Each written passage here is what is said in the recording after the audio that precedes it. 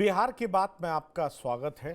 नमस्कार, मैं हूं पंकज कुमार। इस खास पेशकश में हम चर्चा करने जा रहे हैं कि क्या दिल्ली में एनडीए मंत्रिमंडल का फॉर्मूला नहीं सुलझा और उसको सुलझाने के लिए ही शाम को अमित शाह पटना आ रहे हैं और नीतीश कुमार से मिल रहे हैं।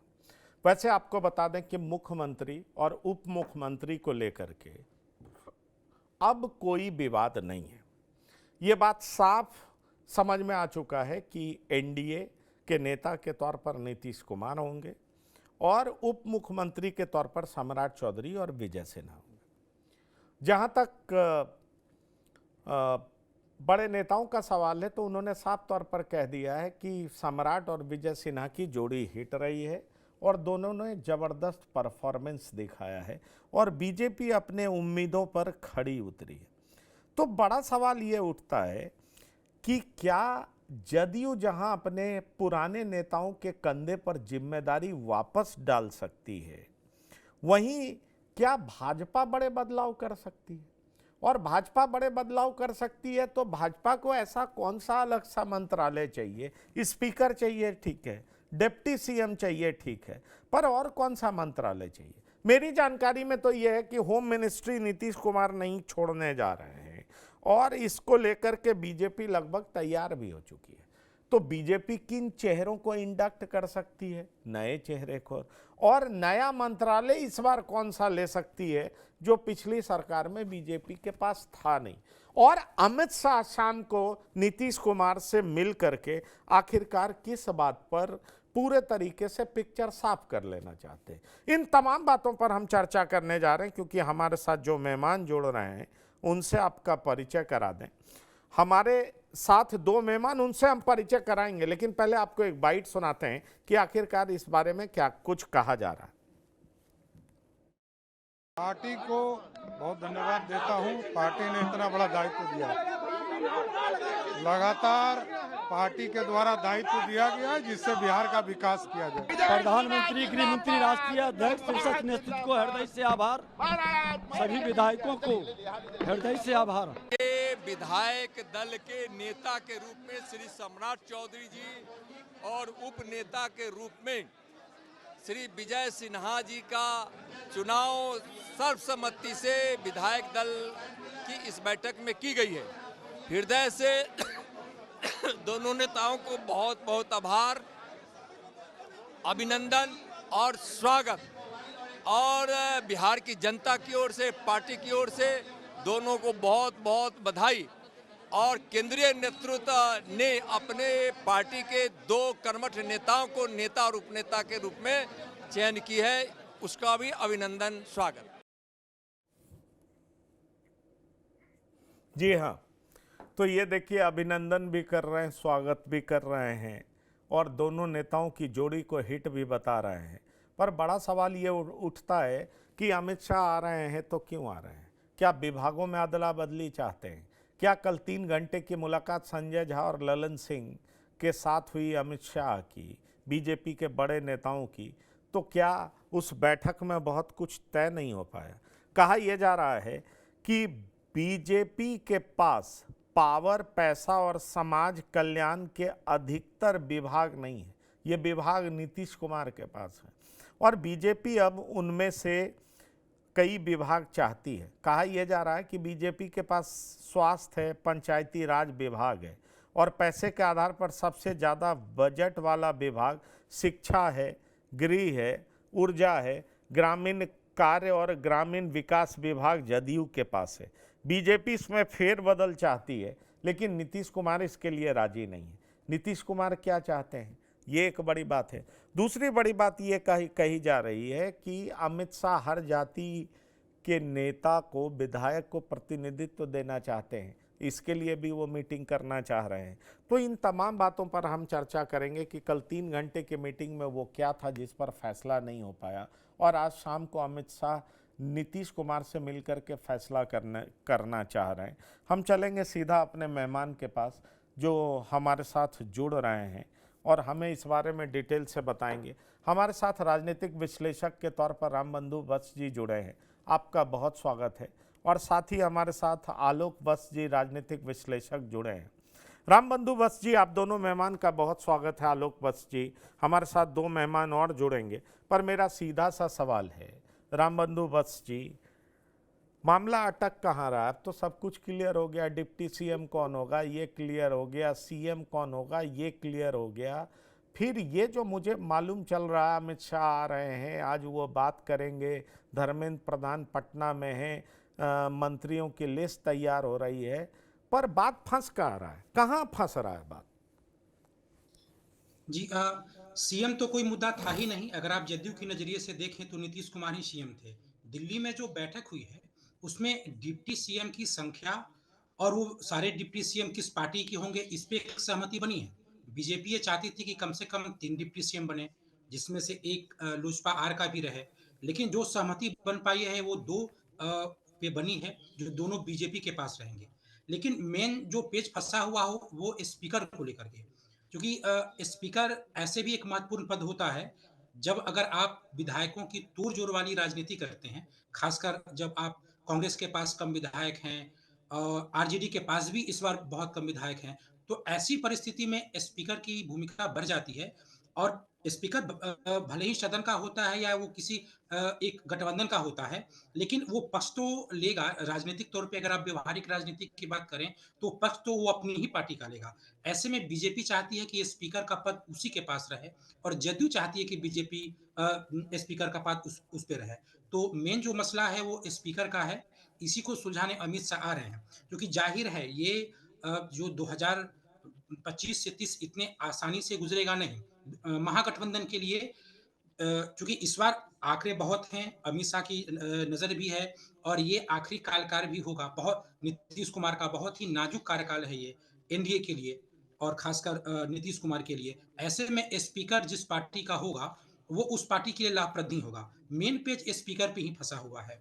दूसरी बात है कि जहां तक खबर मिल रही है कि नीतीश कुमार ये चाहते थे कि अगर डिप्टी सीएम में कोई एक सवर्ण का हो तो फिर स्पीकर जैसे पद को भी सवर्ण विधायक को बनाने में थोड़ी कठिनाई होगी। तो इसलिए वो चाहते थे कि अगर विजय सिन्हा न बने तो उनके कोटे के विजय चौधरी को बनाया जा सकता है। लेकिन अब जदयू की ओर से प्रेम कुमार का नाम बार बार आ रहा है, उनका नाम मीडिया में भी आ रहा है और जदयू चाहती है कि स्पीकर हर हाल में उनके पास रहे। दूसरी बात यह है कि ऐसा बीजेपी ये चाहती है कि ऐसा कुछ प्रतीत मीडिया में ना हो कि बीजेपी किसी कारणवश नीतीश कुमार के ऊपर कोई प्रेशर बना रही है। चूंकि नीतीश कुमार के ऊपर बीजेपी का कोई प्रेशर है या कोई दबाव है, ऐसा अगर कोई भी मैसेज बिहार के अति पिछड़ी जाति में जाता है तो बीजेपी के राजनीतिक भविष्य के लिए ठीक नहीं होगा। तो निश्चित तौर पे बिल्कुल नीतीश को रजामंद कर लिया जाएगा। बीजेपी ऐसा करने में जुटी हुई है। दूसरी बात यह है कि जब ललन सिंह और संजय झा दिल्ली गए थे तो मीडिया में एक बात भी आई थी कि हर बार मंत्रिमंडल के विस्तार की चर्चा बीजेपी का कोई बड़ा नेता पटना आके नीतीश कुमार से मिलकर करता था। इस दफा उल्टा हो रहा है। इस दफा जदयू को ही जाना पड़ रहा है अमित शाह के पास दिल्ली के लिए। तो वो भी एक मैनेज बीजेपी करना चाहती है। आपस में खींचतान चाहे ज्यादा हो, लेकिन एक मैसेज बीजेपी ये देना चाहती है कि नीतीश कुमार को ससम्मान इस सरकार में जगह दी है। बीजेपी ने मुख्यमंत्री भी बनाया है और वो अपने उसी पुराने तेवर के साथ रहेंगे। क्योंकि ये नीतीश कुमार का आखिरी कार्यकाल है, वो 30 तक रहेंगे या नहीं बने रहेंगे स्वास्थ्य कारणों से ये भी कोई नहीं कर सकता है। ऐसे में ससम्मान अगर वो रहेंगे तो अति पिछड़ी समाज में बीजेपी को लेकर के सकारात्मक दृष्टिकोण बन सकता है। तो यही कारण है अमित शाह आएंगे, लेकिन दृष्टिकोण बन सकता है। रामबंधु बस जी, वो सारी बातें, पर बात यह है सरकार भी बन रही है। बीजेपी सब चीज़ को बड़ा स्मूथली करना चाह रही है। मुख्यमंत्री कौन होंगे, उप मुख्यमंत्री कौन होंगे, ये सब तय हो चुका है। मेरी जानकारी में स्पीकर का पद भी तय हो चुका है, प्रेम कुमार स्पीकर होंगे। मेरी जानकारी में कौन कौन मंत्री बन रहे हैं वो भी हम अपने दर्शकों को बताने जा रहे हैं। कुछ नए चेहरे भी शामिल होंगे। पर मेरी जानकारी में सवाल ये है कि इस बार विभागों को लेकर के भी रस्साकसी है और बहुत तरह की बात कही जा रही है।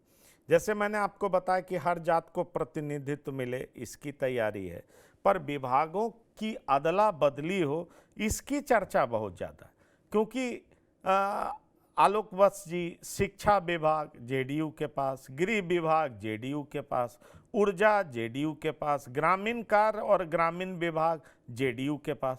जहाँ तक बीजेपी का सवाल है तो स्वास्थ्य और पंचायती राज विभाग है। बीजेपी अब चाहती है कि ऐसे नहीं चलेगा, बीजेपी इसमें फेरबदल चाहती है और ये बात करना भी चाह रहे हैं अमित शाह नीतीश कुमार से। आपको लगता है नीतीश कुमार इन सब बातों के लिए तैयार हो जाएंगे? देखिए आलोक वत्स जी। आप मेरी आवाज सुन रहे हैं? हाँ हाँ बोलिए। देखिए पंकज जी, जो शुरुआती दौर में जो ऊहापोह था वो तो खत्म हो गया कि मुख्यमंत्री कौन होगा। ये तो एकदम सर्वविदित है। अभी के वक्त में नीतीश कुमार ही ओथ लेंगे और नीतीश कुमार जब से चीफ मिनिस्टर रहे हैं तब से उन्होंने गृह विभाग किसी दूसरे के हवाले नहीं किया है, तो ये विभाग भी वो अपने पास रखेंगे। और उसके बाद जो कुछ विभागों का नाम आपने बताया वो सब जो अहम विभाग थे वो भी जदयू के पास थे, तो मेरे समझ से उसमें कुछ अदला बदली अवश्य हो सकती है। नहीं, अदला अब वो बदली कौन हो कौन से सकती, हाँ अदला बदली हो सकती है, लेकिन सवाल ये उठता है ना कि कल 3 घंटे की बैठक चली और दोनों नेता इस बारे में फैसला नहीं कर पाए ना तीनों। भाई अमित शाह के सामने संजय झा भी थे, लल्लन सिंह भी थे और लेकिन फिर भी फैसला नहीं हो पाया। इसका मतलब बहुत साफ है ना कि इस अहम मंत्रालय को लेकर के नीतीश कुमार राजी नहीं होंगे, तभी तो संजय झा ने या लल्लन सिंह ने हामी नहीं भरी, उन्होंने हाँ नहीं कहा। देखिए, नीतीश कुमार नहीं चाहेंगे कि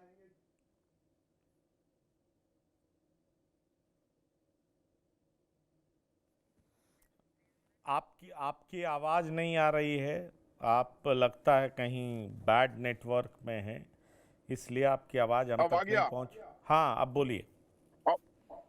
लेकिन अमित शाह के आने के बाद मुझे पूरा विश्वास है कि ये मामला सुलझ जाएगा और नीतीश कुमार को कुछ अहम विभागों को बीजेपी के कोटे में डालना पड़ेगा, क्योंकि अब तक तो बहुत कुछ उनकी चल जाती थी, लेकिन अब ऐसी स्थिति नहीं है। मुझे लगता है कि कुछ अहम विभागों का उनको त्याग करना पड़ेगा और जो बीजेपी से चेहरे होंगे, कुछ चेहरे तो सर्वविदित हैं जो मंत्रिमंडल, लेकिन हो सकता है बीजेपी अपने पुराने पद्धति को देखते हुए जो उन्होंने अभी नया रुख अपनाया है, कुछ नए लोगों को भी अहम जिम्मेदारियां दी जा सकती हैं, जैसा उन्होंने दूसरे प्रदेशों में किया है। मुख्यमंत्री के बाद और डिप्टी मुख्यमंत्री, उप मुख्यमंत्री की बात तो अब चर्चा करना बेकार है, क्योंकि ये क्लियर हो चुका है कि कौन मुख्यमंत्री होगा और कौन उप मुख्यमंत्री होगा। रही बात मंत्रालयों की, तो बीजेपी कुछ पुराने और कुछ नए चेहरों का समीकरण लेकर उतार सकती है। जातिगत समीकरण साधते हुए वो इस काम को कर सकती है, लेकिन देखिए अब आज की मीटिंग के बाद क्या फैसला होता है। लेकिन ये तो तय है कि आज चलिए गृह मंत्रालय, मतलब जो मेरे पास जानकारी है वो आपको बता दें कि ठीक है, गृह मंत्रालय नीतीश कुमार ही अपने पास रखेंगे, लेकिन जो ज़्यादा बजट वाला विभाग शिक्षा, गृह, ऊर्जा, ग्रामीण कार्य और ग्रामीण विकास जो कि जदयू के पास है, इसमें 1-2 मंत्रालय बीजेपी चाहती है और इस बाबत गृह मंत्री बात करने आ रहे हैं। और एक बात और जो हमारी जानकारी में आई है कि जैसे अब तक नीतीश कुमार तमाम मंत्रियों के साथ ही शपथ लेते रहे हैं, चूँकि सरकार प्रचंड बहुमत के साथ बनी है, तो इस बार शपथ ग्रहण का आकार कैसा होगा, स्वरूप कैसा होगा, इसको लेकर के भी चर्चा होगी। और बड़ी चर्चा इस बात को लेकर के भी होगी कि जो 2 और नए घटक दल हैं, भाई इस बार उपेंद्र कुशवाहा की पार्टी घटक दल है ना, उसके भी विधायक जीते हैं, चिराग पासवान के भी विधायक जीते हैं, उनको क्या मंत्री पद दिया जाना चाहिए, इसकी भी तो फाइनल चर्चा होगी ना। क्योंकि हमारे पास जो खबर है कि उपेंद्र कुशवाहा की पत्नी शिक्षा विभाग चाहती हैं, क्या शिक्षा मंत्री उनकी पत्नी स्नेहलता को बनाया जा सकता है। हमारे पास खबर ये है कि भाई तीसरे उप मुख्यमंत्री के तौर पर चिराग पासवान अपने बहनोई को चाहते हैं, क्या इसकी संभावना है क्या एनडीए खासतौर पर बीजेपी अपने एक एमपी को खोना चाहेगी क्या, क्योंकि वहाँ तो चुनाव कराना पड़ेगा, ये रिस्क लेगी क्या बीजेपी, ये भी सवाल है। और कौन कौन सा विभाग चिराग पासवान को चाहिए, ये भी एक बड़ा सवाल है। तो रामबंधु वत्स जी, उम्मीद करते हैं, क्योंकि जो मूड दिखाई पड़ रहा है दोनों तरफ से और जिस तरीके से हाथ बढ़ाई जा रही है, मतलब सरकार तो हर हाल में दोनों मिलकर के बनाना चाहते हैं, मंत्रिमंडल को लेकर के और शपथ ग्रहण को लेकर के ये चर्चा तेज है कि आखिरकार उसका स्वरूप कैसा होगा और विभाग कौन सा किसके पास हो। जी देखिए, जिन योजनाओं के कारण ये अपार जनमत मिला है एनडीए को, जिसमें से एक 125 यूनिट बिजली फ्री, उसकी भी बहुत लोकप्रियता थी। और दूसरी बात, जो महिलाओं को 10-10 हजार रुपये जो रोजगार के लिए मिला है, ये 2 मंत्रालय नीतीश कुमार अपने पास ही रखना चाहते हैं। विजेंद्र यादव ऊर्जा मंत्री थे, तो बीजेपी इस बार चाहती है कि वो मंत्रालय उनको मिले। साथ ही साथ जो ग्रामीण विकास विभाग है, जिसके जरिए बिहार ग्रामीण जीविकोपार्जन प्रोत्साहन समिति, जिसे हम जीविका समूह या जीविका दीदी के नाम से जानते हैं, और उसी के तहत ये पैसे मिलने वाली है, ग्रामीण विकास विभाग, तो ये भी नीतीश कुमार के पास हैं। और ये 2 ही ऐसे तूफानी योजना है जिसने इस बार चुनाव के मिजाज को बदल दिया था। तो बीजेपी चाहती है कि अपने पास रखें। इसके अतिरिक्त शिक्षा मंत्रालय जो भी बीजेपी के पास, जो भी जदयू के पास रहा, इसमें सुनील कुमार उसके मंत्री थे, तो वो बीजेपी चाहती है रखना। नीतीश कुमार चाहते हैं कि जो योजनाएं, खासकर जीविका दीदी वाला 10,000 रुपये वाला तो महिलाओं से आधारित भी है, तो वो नीतीश कुमार ही बिहार में जो महिला कल्याण या महिला के उत्थान से संबंधित जितने भी नैरेटिव हैं, उसका नेतृत्व नीतीश कुमार के चेहरे से जुड़ा है। यानी नीतीश कुमार ही हैं जिसके कारण बिहार की महिलाएं आज इस स्थिति में, स्वरोजगार वाली स्थिति में पहुंच रही हैं। ऐसे में वो उन मंत्रालयों को बीजेपी को नहीं देना चाहते हैं। तो जो लोक लुभावन वादे किए गए हैं, निर्णय लिए गए हैं, और जिसकी गूंज आने वाले सालों में गूंजेगा, क्योंकि अगली बार अगले ही साल बंगाल में इलेक्शन है, उसके पास यूपी में भी इलेक्शन है, तो ये बताना पड़ेगा कि ये जो सरकार है, सरकार जिन योजनाओं की बात करती थी, घोषणाएं की हैं, उसको कैसे अमल की हैं। तो वो मंत्रालय अगर बीजेपी के पास हो तो वो बेहतर होगा बीजेपी के लिए। और वर्तमान में वो नीतीश कुमार के पास है, नीतीश कुमार वो मंत्रालय नहीं देना चाहते हैं। दूसरी बात ये है कि 2 तरह का प्रतिनिधित्व है। एक महिला, जैसे जब डिप्टी सीएम की बात चल रही थी, तो एक कयास लगाया जा रहा था कि एक डिप्टी सीएम महिला हो। लेकिन नीतीश कुमार महिला चेहरे से महिला का नेतृत्व नहीं चाहते हैं। महिला का नैरेटिव नीतीश कुमार से तो खुद से ही जुड़ा है, ऐसा जदयू वाले मानते हैं। 2005 में जब उनकी सरकार बनी, तब से लेके आज तक लगातार महिलाओं से संबंधित जितने भी निर्णय ले गए हैं, नीतीश कुमार ने लिया है। वो कोई महिला फेस से, कोई महिला मंत्री के द्वारा नहीं लिया गया है। इसीलिए नीतीश कुमार या जदयू का एक कहना था कि डिप्टी सीएम में कोई महिला डिप्टी सीएम ना बने। तो वैसे ही इस बार नीतीश कुमार महिला का जो नेतृत्व है वो खुद रखना चाहते हैं, कोई महिला फेस बीजेपी कोटी से न उभरे। और दूसरी बात है कि एक यादव, कोई यादव को या तो स्पीकर ना बने, या कोई यादव विधायक को कोई महत्वपूर्ण मंत्रालय न मिले बीजेपी कोटे से, ऐसा नीतीश कुमार चाहते हैं। क्योंकि देखिए, इस बार बीजेपी की ओर से 8 यादव प्रत्याशियों को टिकट दिया गया था, जिसमें से 5 जीते थे, और जदयू की ओर से 10 यादव प्रत्याशियों को टिकट दिया गया था, जिसमें से 8 जीत गए। तो आप ऐसे भी हम लोग देखते हैं कि जो विजेंद्र यादव हैं, नीतीश कुमार कभी उन्हें मन से घींच के अपनी ओर लाते हैं, अपने दूसरे नेताओं को पीछे करके। तो यादव का नेतृत्व और महिला नेतृत्व, ये जो नेतृत्व का जो नैरेटिव है, वो नीतीश कुमार के फेस से जुड़ा हमेशा रखना चाहती है जदयू। ये सारी बातें आपकी मान भी लेते हैं। अब सवाल ये उठता है कि बहुत जो दल हैं उनमें से मंत्री कौन कौन बन रहे हैं, किन के नाम पर मुहर लग चुका है। विजय सिन्हा, सम्राट चौधरी तो उप मुख्यमंत्री बनेंगे, ये सच बात है। लेकिन अगर हम और मंत्रियों की बात करें तो भाई बीजेपी में और कौन मंत्री बन सकता है, नए चेहरे कौन हो सकते हैं, किसको मौका मिल सकता है। और जेडीयू में कौन नया मंत्री बन सकता है, ये सारी बातें भी हो सकती हैं। दरअसल इस बार बीजेपी अपने तरीके से मंत्री बनाना चाहती है और बीजेपी चाहती है कि महत्वपूर्ण विभाग भी उसके पास हो। तो बीजेपी में नए चेहरे कौन शामिल हो सकते हैं? मैं आलोक वत्स जी से ये सवाल करना चाहूँगा, क्या आपको लग रहा है कि रेणु देवी फिर से मंत्री हो जाएंगी? इसकी संभावना है, जो कि 2020 में उप मुख्यमंत्री बनी थी, वो बन सकती हैं क्या? अगर हम आपसे पूछें कि और भी जो कई नाम हैं, क्योंकि कुछ नए लोग भी जीते हैं, उनको भी मंत्री बनाया जा सकता है, तो किन नामों की चर्चा चल रही है? खास तौर पर अगर हम बीजेपी की बात करें, हम जेडीयू की भी बात करेंगे, क्योंकि किस नाम की चर्चा सबसे ज़्यादा हो रही है कि ये मंत्री बन सकते हैं? आलोक वत्स जी, अगर हम नए नाम की बात करें तो।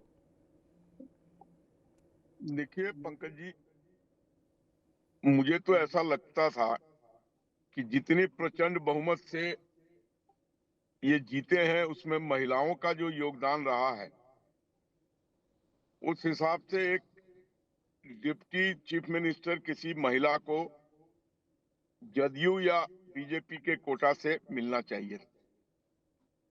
लेकिन मुझे ऐसा लग रहा है कि अब शायद वो कोई महिला उप मुख्यमंत्री नहीं होगी, ऐसा अभी तक प्रतीत हो रहा है। लेकिन जो बीजेपी के कुछ संभावित नाम हैं, उसमें मंगल पांडे हैं, नितिन नवीन हैं, ये सब तो मंत्री जरूर बनेंगे। लेकिन कुछ महिलाओं को और कुछ नए चेहरों को भी लाया जा सकता है। समीकरण को साधते हुए, क्योंकि संख्या बल की कमी नहीं है और जातिगत भी संख्या बल की कमी नहीं है, हर जात से लोग हैं, तो बहुत सरप्राइज नहीं होइएगा अगर ये कुछ नए नए चेहरों को भी मंत्री पद की शपथ दिला दें, चाहे वो नहीं, मैं SC/ST। बिल्कुल सरप्राइज नहीं हो रहा हूँ, लेकिन चर्चा ये भी है कि भाई राम कृपाल यादव, डॉक्टर संजय जुड़ गए हमारे साथ, राम कृपाल यादव मंत्री बन सकते हैं, ये चर्चा है। हाँ, बिल्कुल बन सकते हैं। चर्चा ये भी है कि रेणु देवी फिर से मंत्री बन सकती हैं, नीतीश मिश्रा बनेंगे, नितिन नवीन बनेंगे, मंगल पांडे बनेंगे, विजय सिन्हा बनेंगे। और नए चेहरों की बात करें तो उसमें श्रेयसी सिंह का नाम आ रहा है, डॉक्टर संजय, रमा निषाद को मंत्री बनाया जा सकता है, और कहा जा रहा है कि दिलीप जायसवाल भी रेस में, ये भी बात कही जा रही है। और जहां तक सवाल है विजय सिन्हा, वो हमने चर्चा कर ली, राम कृपाल यादव भी मंत्री बनाए जा सकते हैं। आपके पास क्या जानकारी है बीजेपी के कोटे से? बंद कर दीजिए। बिल्कुल आपने सही कहा कि श्रेयसी सिंह की चर्चा है, चूंकि प्रधानमंत्री भी महिला और युवा की बात तो कर ही रहे हैं ना, कि एक अलग कंस्टिट्यूएंसी जो बनी है महिलाओं की, एक युवाओं की, तो श्रेयसी सिंह दोनों में फिट बैठती है, महिला भी हैं और युवा भी हैं। रामकृपाल यादव को एक तरह से अवार्डेड किया जा रहा है, दानापुर की सीट बड़ा प्रेस्टिजियस सीट बन गया था और अंतिम तक लग रहा था कि रितलाल जो हैं वो कहीं ना कहीं से आगे निकल जाएंगे, और लालू प्रसाद जी पूरे बिहार में अगर कहीं एक जगह निकले प्रचार में तो वो निकले दानापुर के लिए। तो रामकृपाल यादव चूंकि केंद्र में भी मंत्री रहे हैं, पटना के बड़े अनुभवी नेता रहे हैं, तो रामकृपाल यादव पर भी मुहर लग सकती है, इसकी भी पूरी संभावना दिख रही है। और जो कई नाम है जिसमें जातीय समीकरण, रमा निषाद की जो आपने बात की, दिलीप जायसवाल पर एक तरह से मुहर लग गई है। अब वैसी कोई परिस्थिति बने जब उनको मंत्रिमंडल में नहीं लाया जाए, अदरवाइज दिलीप जायसवाल को मंत्रिमंडल में शामिल किया जा रहा है, इसकी चर्चा है। जो कई नामों की चर्चा है उसमें दिलीप जायसवाल की भी प्रमुखता से चर्चा है। जीवेश मिश्रा की भी बात चल रही है कि जीवेश मिश्रा फिर से मंत्रिमंडल में जगह पा लेंगे, जगह पाने में वो सफल हो जाएंगे, इसकी भी चर्चा है। और जो उनके करीबी विश्वस्त सूत्र हैं, जहां से चीजें निकल करके आती हैं, तो संभावना वो लोग भी व्यक्त कर रहे हैं, कह रहे हैं कि हाँ, इन लोगों की चर्चा है और इन लोगों को एक तरह से बता दिया गया है कि आप मंत्रिमंडल में शामिल होंगे। तो बिल्कुल आपके पास जो इंफॉर्मेशन है, रामकृपाल यादव, श्रेयसी सिंह, रमा निषाद, दिलीप जायसवाल, ये लोग मंत्रिमंडल में सबसे अधिक संभावित चेहरे हैं। मंगल पांडे की भी संभावना है कि मंगल पांडे भी जो कंटिन्यू किया जाएगा, क्योंकि इस बार देख रहे हैं कि बीजेपी एक प्रयोग करने जा रही है बिहार में कि जो इनके रिकॉग्नाइज्ड फेस है, बहुत फेरबदल अन्य राज्यों की तरह इस बार नहीं करने जा रही है। हाँ, कुछ लोगों को, वो मैंने कहा कि महिला और युवा समझ करके उनको शामिल, रेणु जो देवी हैं, जो बेतिया से जीती हैं, रेणु देवी भी मंत्रिमंडल में शामिल की जाएंगी, इसकी भी भरपूर संभावना है। तो इस तरह के कुछ नाम हैं जो सरफेस पर आए। देखते हैं। डॉक्टर संजय, आप बिल्कुल ठीक कह रहे हैं, लेकिन हम आपको बताएं, जैसे अगर हम जेडीयू की भी चर्चा करें, हमारे साथ लंबे समय के बाद अनुपम मिश्रा जी जुड़े हैं, लंबे समय के बाद। तो मैं अनुपम मिश्रा जी का वेलकम करता हूं, स्वागत करता हूं। बड़े बड़े प्लेटफॉर्म पर नजर आते हैं और वो कहते हैं कि हिंदुत्व के कॉज के लिए ज़बरदस्त तरीके से ये आवाज़ उठाते हैं, लेकिन साथ ही साथ ये पॉलिटिकल एनालिस्ट हैं और ये एक ऐसे एनालिस्ट हैं जिन्होंने बहुत पहले ही जोरदार तरीके की विक्ट्री, जैसे कहते हैं लैंडस्लाइड विक्ट्री, एनडीए को दे दिया था। ये कह रहे थे कि बिहार में भारी भरकम तरीके से एनडीए जीत रही थी, जबकि एग्जिट पोल में 145 से 150 सीट दिए जा रहे थे। तो कई लोग सवाल उठा रहे थे कि इस तरह की जीत कैसे हो सकती है। पर हम इस सब बात पर चर्चा करेंगे। अनुपम मिश्रा जुड़ चुके हैं हमारे साथ। डॉक्टर संजय, मैं आपसे पूछना चाहूंगा, दरअसल आप देखें तो इस बार जेडीयू में भी जो कुछ नए नाम हैं जिनकी चर्चा बहुत ज्यादा है, कलाधर मंडल, रुपौली, आपको याद होगा, बड़ा इंपॉर्टेंट सीट है, बीमा भारती वहां से चुनाव लड़ती हैं। शंकर सिंह उपचुनाव में विजयी हुए थे, निर्दलीय जीते थे। जेडीयू से कलाधर मंडल लड़े थे, हार गए थे, लेकिन अभी इस चुनाव में कलाधर मंडल जीत गए, उनका नाम आ रहा है कि वो बनेंगे। बिहार प्रदेश अध्यक्ष उमेश कुशवाहा को भी मंत्री बनाया जा सकता है, इसकी चर्चा बहुत जोरदार तरीके से चल रही है। और साथ ही साथ अगर हम कहें इन नामों के अलावा अगर हम और भी कुछ नाम की बात करें जो कि नए मंत्री के तौर पर दिखाई पड़ सकते हैं, तो उपेंद्र कुशवाहा की पत्नी स्नेहलता, कहा यह जा रहा है कि उपेंद्र कुशवाहा, आपको याद होगा 2019 में उन्होंने एनडीए का साथ छोड़ा था, मुद्दा बनाया था शिक्षा का स्तर बिहार में किस तरीके से गिर रहा है। कहा जा रहा है कि उपेंद्र कुशवाहा अड़े हुए हैं कि शिक्षा विभाग उनको चाहिए। और जहां तक सवाल है चिराग पासवान का, चिराग पासवान चाहते हैं कि संजय पासवान मंत्री बने, साथ ही साथ उनके बहनों या अरुण भारती मंत्री बने, और एक नाम आ रहा है राजू तिवारी का, वो मंत्री बने। आपको लगता है मंत्री के एक उप मुख्यमंत्री का पद भी चिराग पासवान चाहते हैं? कोई संभावना दिखाई पड़ रही है आपको? चाहते हैं चिराग पासवान, और मजबूत दावेदारी कर रहे हैं कि हमें एक डिप्टी सीएम का पद चाहिए। तो हो सकता है कि अरुण भारती जी के बारे में इस तरह की चर्चा चल रही है कि हो सकता है कि अरुण भारती जो अभी मेंबर ऑफ पार्लियामेंट हैं, उनको ये जिम्मेवारी दी जाए और बिहार की राजनीति में इसकी संभावना है। लेकिन जो स्नेहलता कुशवाहा के बारे में आपने कहा, उपेंद्र कुशवाहा की पत्नी, वो चाहते हैं कि अगर हमारे कोटे से 4 में 1 अगर मंत्री बनना है तो वो स्नेहलता कुशवाहा ही बने। वैसे कुशवाहा कई हो जा रहे हैं, चूंकि उमेश कुशवाहा मंत्री बनने जा रहे हैं, इसकी प्रबल संभावना है और एक तरह से उनको ग्रीन सिग्नल मिल भी गया है। तो उमेश कुशवाहा की चर्चा वहां है। स्नेहलता कुशवाहा की बात इनके अलायंस पार्टनर से चल रही है बात कि हाँ वो होंगे। जेडीयू भी अपने पुरानी जो टीम है उसमें कुछ फेरबदल करने जा रही है। बहुत बड़ा रिपीटेशन वहाँ जो बता रहे हैं लोग, जेडीयू के ही जो कोर ग्रुप के लोग हैं वो बता रहे थे कि वहाँ बहुत इधर उधर की संभावना नहीं है। नीतीश कुमार जी का कहना है कि नहीं, ये लोग परफॉर्म करके दिखाए हैं, इसलिए इनके विभाग को बदला नहीं जाए। या इनको चलिए जिम्मेवारी दी जाए। चलिए उसमें अलायंस पार्टनर में परफॉर्म बिल्कुल करके आपने दिखाएं। ये बड़ा रेयरली होता है। मुझे लगता है कि आ, अनुपम मिश्रा जी इस बारे में बताएंगे। हम कई सारे चेहरों का रिपीटेशन देख रहे हैं अनुपम मिश्रा जी, और अगर हम हाल फिलहाल में बीजेपी की सरकार को देखें, कई जगह पर देखें, तो सेम चेहरे को रिपीट करने से पहले बीजेपी कई बार सोचती है, नया नया एक्सपेरिमेंट करती है। लेकिन यहाँ पर देख रहे हैं डिप्टी सीएम वही दिखाई पड़ रहा है। यहाँ पर देख रहे हैं ज़्यादातर मंत्रियों का रिपीटेशन हो रहा है। कुछ नए चेहरे जरूर शामिल हो रहे हैं, महिला के तौर पर, युवा के तौर पर।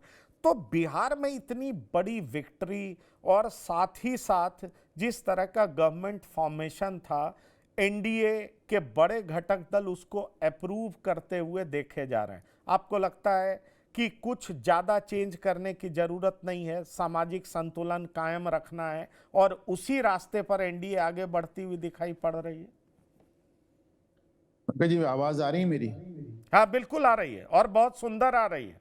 बहुत दिन के बाद आपको सुन रहा हूं तो बहुत अच्छा लग रहा है। बहुत दिन के बाद आप टीवी पर सुन रहे हैं, आपसे बात तो होती रहती।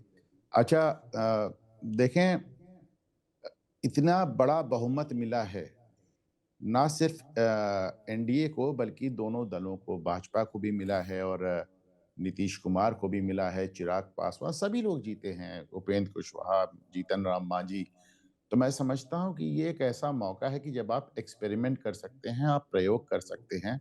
ऐसे में पुरानी सरकार के ज़्यादातर लोगों को रिपीट करने का मेरी समझ में कोई बहुत ज़्यादा मतलब इसलिए भी नहीं है, क्योंकि पिछली सरकार में आपने देखा कि ज़मीन पर भ्रष्टाचार की बातें बहुत ज़्यादा थीं और माना जा रहा था कि एक 20 साल के शासनकाल के बाद नीतीश कुमार की सरकार में एक स्टैग्नेंसी आ गई थी।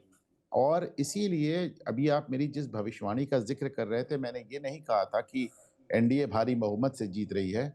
मैंने ये कहा था कि तेजस्वी यादव अपने राजनीतिक जीवन की सबसे बड़ी पराजय की ओर बढ़ रहे हैं और 25 सीट में सिमट जाएँगे। ये मैंने कहा था कि तेजस्वी 25 से ज़्यादा नहीं पाएँगे, और इसका कारण था कि नीतीश कुमार की सरकार ज़मीन पर कैसा भी परफ़ॉर्म कर रही हो, राष्ट्रीय जनता दल का जो बेसिक कैरेक्टर, जो 90 की दशक के शुरुआत में लालू यादव ने एक हल्ला बोल राजनीति और तेल पिलावन लाठी बजावन रैली से बनाया था, और अभी तक तेजस्वी इस बात को समझ नहीं पाए हैं या लालू समझ नहीं पाए हैं कि समय बदल गया है और ये सोशल मीडिया का युग है। उस तरह की चीजें अब पसंद नहीं की जाती। अब देखिए, रोज के हिसाब से बात सामने आ रही है कि इनके समर्थकों और इनके प्रवक्ताओं के चलते वोट जुड़े कम और कटे ज्यादा, और उसी को देखते हुए मैं कह रहा था कि तेजस्वी यादव की एक गत होगी जो हुई। लेकिन अब जबकि नीतीश कुमार और एनडीए इतने भारी बहुमत से जीत कर आए हैं, एक ऐतिहासिक जनमत मिला है उनको, मुझे लगता है कि वो एक ऐसी परिस्थिति में हैं कि पिछली सरकार की कमियों को दूर करने का प्रयास किया जा सकता है। एक और बड़ी बात दिलचस्प होगी देखने की साहब, आजकल एक नया इसको आप शगुफा मान लीजिए, इसको एक नया सिलसिला मान लीजिए, क्योंकि उसमें कोई अतिरिक्त ताकत तो होती नहीं है, एक सिर्फ ग्लैमर होता है और उस पद का नाम है डिप्टी चीफ मिनिस्टर। अब ये डिप्टी चीफ मिनिस्टर को लेकर आपने देखा कि राष्ट्र उसमें महागठबंधन में कितना तमाशा हुआ। एक मुकेश सहनी का नाम बताने के लिए कितने ढेर सारे मुस्लिम वोटर्स को नाराज किया गया, मुकेश सहनी के वोटर्स को नाराज किया गया, और अंततः आपने देखा कि सहनी के वोटर्स ने सहनी तक को वोट नहीं दिया। तो माय पॉइंट इज कि अब ये देखना बड़ा दिलचस्प होगा कि मुख्यमंत्री तो खुद अपने एक पिछड़े वर्ग से आते हैं।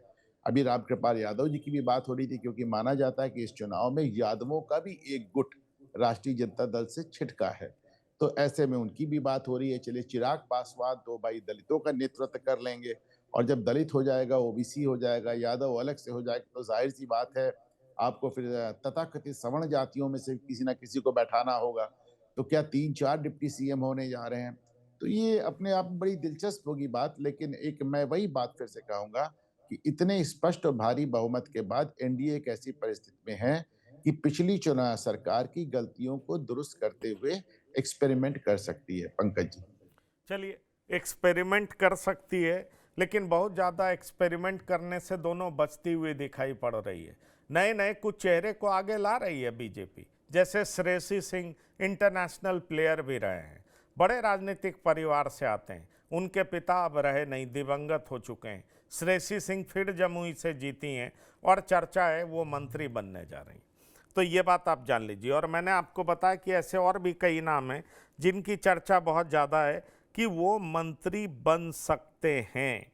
बड़ा सवाल यही उठता है कि इतनी भारी भरकम जीत के बीच में अगर आप सामाजिक संतुलन कायम नहीं कर पाए और ऐसा लगा कि कोई जाति छूट जा रहा है या उसका प्रॉपर रिप्रेजेंटेशन नहीं हो रहा है, तो उसी को कैसे प्रमुखता से किया जाए, इस काम को बेहतरीन तरीके से करने के लिए अमित शाह खुद पहुंच रहे हैं।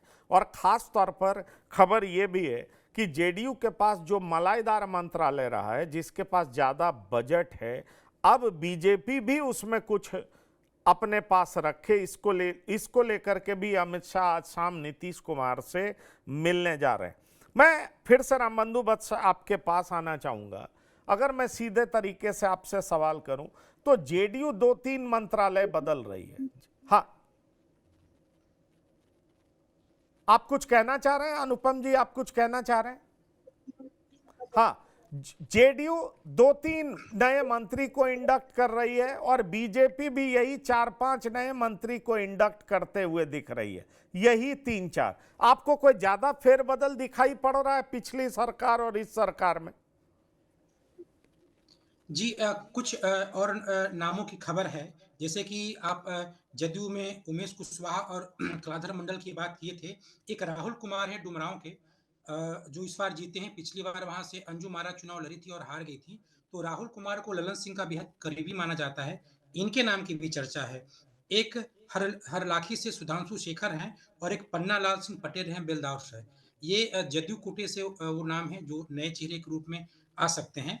बीजेपी में परिहार से गायत्री देवी हैं और विजय कुमार खेमका जो पूर्णिया से आए हैं और राणा रणधीर जो मधुबनी के हैं ये, और बक्सर से आनंद मिश्रा जो इस बार जन सुराज से बीजेपी में आए हैं। तो ये वो नए नाम हैं जिनको बीजेपी ला सकती है। और ये बात बिल्कुल आपने सही कहा कि बहुत बड़ा जनाधार है, तो जातिगत संतुलन बनाए रखना है एनडीए को। लेकिन इस एनडीए में भी हर पार्टी ये चाहती है कि वो जातिगत संतुलन बनाए रखे। यानी कि बीजेपी कोटे में जातिगत समीकरण का कितना ध्यान रखा गया और जदयू कोटे में जातिगत समीकरण का कितना ध्यान रखा गया। और इसमें जो टकराहट वाली बात यह है कि जैसे अभी चर्चा चल रही थी रामकृपाल यादव को लेकर के, उनके नामों की चर्चा है, मीडिया में भी जोरदार तरीके से नामों की चर्चा है। लेकिन जदयू ये चाहते हैं कि अगर कोई चर्चित यादव नेता मंत्री बने तो वो लगे कि यादव को इस मंत्रिमंडल में बीजेपी के बजाय जदयू रिप्रेजेंट कर रही है। तो इस तरीके से महिला को लेकर के भी चर्चा है कि महिला को रिप्रेजेंट नीतीश कुमार करते हैं, इसीलिए इस बार महिला डिप्टी सीएम नहीं बनाया जा रहा है। तो इस तरीके से जदयू और बीजेपी इन दोनों के अंदर भी एक होड़ है कि वो किस तरीके से लोगों को ये बताए कि सभी जातिगत संतुलन को वो अपनी पार्टी के भीतर भी, केवल गठबंधन स्तर पे ही नहीं, पार्टी के भीतर भी वो बनाए रखे हैं। यही, और इस बार नए लोग आएंगे, लेकिन जदयू नीतीश कुमार को अपने पुराने मंत्रियों पे भरोसा है, इसलिए कुछ नए लाएंगे क्योंकि उनका टिकट भी बदला है। उन्होंने व्यापक तरीके पे टिकट में बदलाव किया है, तो वो लाएंगे। इसमें से एक रत्नेश सदा भी आ सकते हैं। रत्नेश सदा को भी हो सकता है कि इस बार मंत्रिमंडल में जगह दी जाए। इसके अतिरिक्त जैसे सुनील कुमार हैं, शीला मंडल हैं, जमा खां हैं, इन लोगों को भी मंत्रिमंडल में भी थे, इस मंत्रिमंडल में भी शामिल रहेंगे।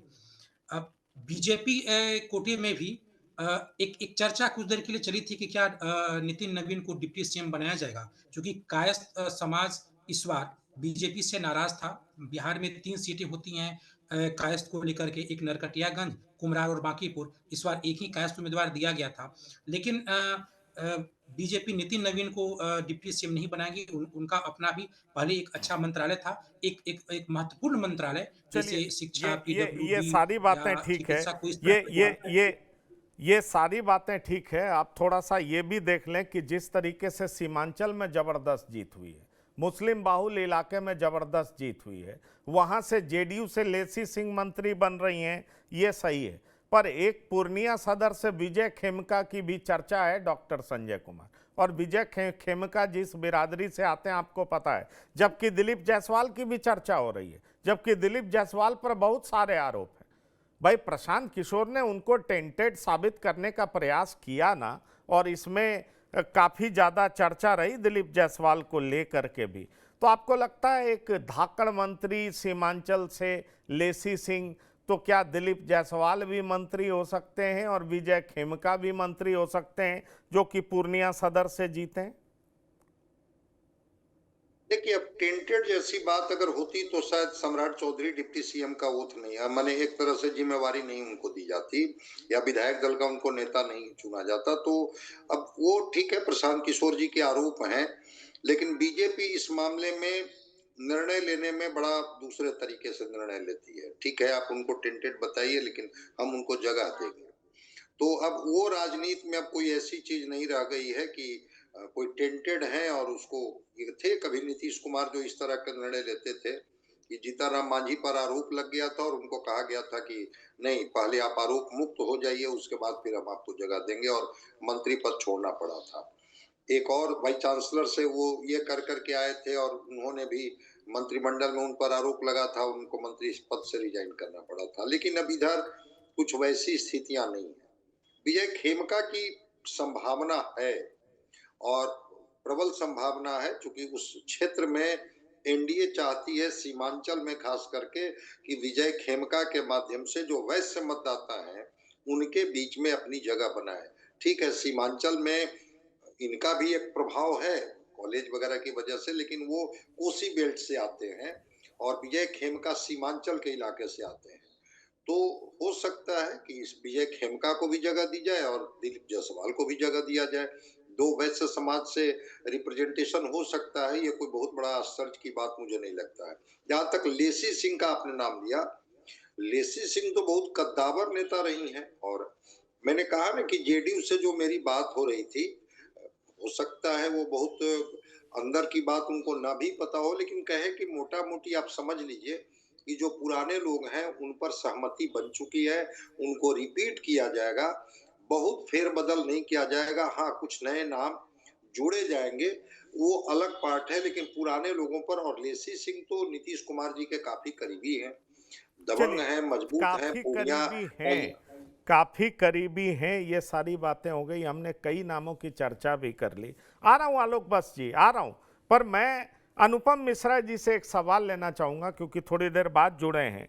अनुपम जी, इतनी बड़ी हार, आपने कहा था सबसे बुरे दौर में दिखेंगे तेजस्वी, और मैंने उसको दूसरे तरीके से कह दिया, जब तेजस्वी बुरे दौर में दिखेंगे तो एनडीए की लैंडस्लाइड विक्ट्री तो होगी ही ना। ये बिल्कुल सही बात है और सच भी है, वो दिख भी रहा है। पर क्या आप रिसर्जेंस देख पा रहे हैं? क्या बुरे दौर से गुजर रही है, पर जो पार्टियां आ रही है, चाहे वो आरजेडी हो चाहे कांग्रेस हो, क्या आपको दिखाई पड़ रहा है? क्योंकि ये अब कहा जा सकता है नीतीश कुमार राजनीतिक ढलान पर हैं, 25 से 30 चल जाएं बहुत बड़ी बात होगी। तो आप देख पा रहे हैं कि अब सबसे बड़े नेता के तौर पर तेजस्वी यादव ही उभरेंगे, भले ही उनके पास फिलहाल 25 सीट है। देखिए, राजनीति में हार जीत चलती रहती है। मुझे याद है जब यहाँ पर अयोध्या में गोली चली थी और उसके बाद मुलायम सिंह को लोगों ने राइट ऑफ कर दिया था, पर मुलायम सिंह लौट कर आए, 3 बार मुख्यमंत्री बने, रक्षा मंत्री बने। आपने देखा कौन है बिहार में जो नहीं हारा है? नीतीश नहीं हारे हैं कि लालू नहीं हारे हैं कि कौन सा नेता जो नहीं हारा? वो एक अलग बात है। लेकिन आप सोचें कि वो बच्चे, वो 18, 20, 22, 25 साल के बच्चे जिन्होंने लालू का वो जंगल राज देखा नहीं है, वो भी अगर आज उस जंगल राज के नाम पर डरते हैं, तो इसका सिर्फ एक कारण है कि इनके जो अभी भी जो कार्यकर्ता हैं, इनके जो प्रवक्ता हैं, इनके जो नेता हैं, उनकी जो भाषा है, उनकी जो शैली है, जब तक उसमें बदलाव नहीं आएगा, यानी कि आप 15 साल के बच्चे को भी आप बता देते हैं कि जंगल राज क्या हो रहा होगा। आपने देखा किस तरह तेजस्वी यादव यह बात करते हैं कि खैनी की तरह रगड़ के फेंक देंगे, दिल्ली वाले तुमको बचा नहीं पाएंगे, ठीक से रहना, औकात में रहना। अच्छा, जब आप इस तरह की बातें करते हैं तो जाहिर सी बात है आपके प्रवक्ता भी इस तरह की बातें करते हैं। जब प्रवक्ता इस तरह की बातें करते हैं तो फिर आपका कैडर भी उसी तरह रिएक्ट करता है। और अभी देखिए बड़ा चर्चित वो चल रहा है एक पत्रकार का कि साहब, इनकी रैली में अगर 5,000 लोग आते थे तो 10,000 से 15,000 लोग नाराज हो जाते थे। तो एक जो एक उजड़ता का और एक अराजकता का एक जो एक माहौल बनता था। तो जब तक पार्टी अपने बेसिक डीएनए में चेंज देखिए 2 बातें बार-बार कह रहा हूँ। पहली बात वो जो जंगल राज था, उसको जानने वाले, उसको देखने वाले अब कितने लोग हैं? कितने लोग हैं जिन्हें 30 साल पुरानी बात याद है या 35 साल पुरानी बात याद है? नहीं। दूसरी बात तेजस्वी यादव का उससे क्या लेना-देना उस जंगल राज से? इसके बाद भी अगर जंगल राज वाली बात उन पर भारी पड़ रही है, तो ये दिखा रहा है कि उनको अपनी पार्टी का डीएनए वो नहीं बदल पाए नहीं, हैं। पर और पर रिसर्जेंस सबका होता पर है और तेजस्वी का भी हो सकता है। लेकिन इसके अनुपम जी, मैं इस ये सवाल इसलिए पूछ रहा था कि ठीक है उनका रिपुटेशन आप नहीं देखते, पर बिहार की पॉलिटिक्स का असर आप उत्तर प्रदेश में क्या देखते हैं? क्योंकि इस तरह ये तो की मैं जीत कहा के बाद जो तो मैं अखिलेश यादव का रिएक्शन था कि हम वोट चोरी होने नहीं देंगे, हम ये नहीं होने देंगे, और बहुत तरह का रिएक्शन था। मैं वही पूछ रहा हूं कि बिहार की इस मैसिव विक्ट्री का कोई असर आप उत्तर प्रदेश में देख रहे हैं? मैं वो भी बता रहा हूँ पंकज भाई, मैं एक आखिरी बात उसमें कंप्लीट कर दूं कि अगर तेजस्वी यादव ने अपनी पार्टी को लेकर कोई अब मतलब एकदम बेसिक चेंजेस नहीं किए, तो प्रशांत किशोर वहां पे मौजूद हैं इस गैप को भरने के लिए। प्रशांत किशोर के पास एक बड़ा गोल्डन अपॉर्चुनिटी है। काशीराम की बात करते रहते हैं कि एक चुनाव जी हारने के लिए, फिर हराने के लिए, फिर जीतने के लिए, तो हारने वाला चुनाव वो लड़ चुके हैं। अब आते हैं बात उत्तर प्रदेश पे।